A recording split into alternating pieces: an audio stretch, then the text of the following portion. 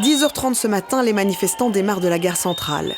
Des enseignants issus des 4 coins de Bruxelles et de la Wallonie sont venus crier leur ras-le-bol. Comme Chantal, institutrice depuis 31 ans. Je suis vraiment en colère, très en colère et dégoûtée de l'enseignement. Je ne partage plus du tout, mais du tout, ce qu'on nous demande de faire actuellement. Les revendications sont multiples. Les enseignants ont le sentiment de travailler avec des bouts de ficelle et dans des infrastructures trop souvent vétustes. On a des bâtiments moisis, des plafonds qui tombent, les fenêtres qui ne s'ouvrent pas. On nous demande de les ouvrir alors qu'on ne peut pas les ouvrir parce que le chambranle ne tient plus. Il y a des portes cassées, des fenêtres brisées. On travaille dans un environnement très précaire. La coupe est pleine et la pandémie de coronavirus l'a fait déborder. Pour les professeurs, les conditions de travail sont devenues intenables. Le nombre d'élèves par classe, la pénurie d'enseignants, les remplacements qui se succèdent, se retrouver quand une collègue est malade à 35 en classe, tout ça c'est difficile pour enseigner de manière correcte. 9000 personnes sont venues manifester ce matin selon la police. C'est bien plus qu'espéré par les syndicats.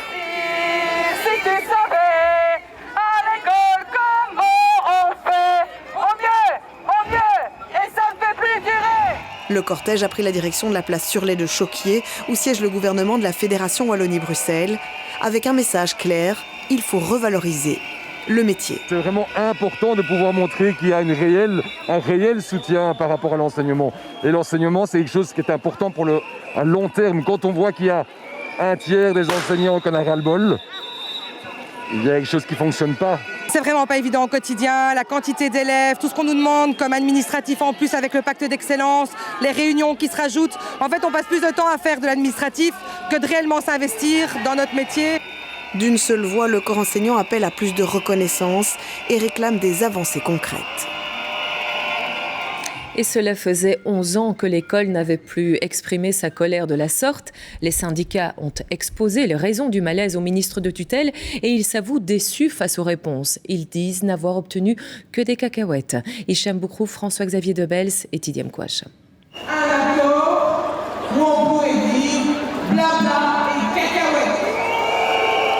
Si la mobilisation du personnel enseignant était une grande réussite aujourd'hui, les réponses tant attendues du monde politique, elles, ont déçu les manifestants et les organisations syndicales.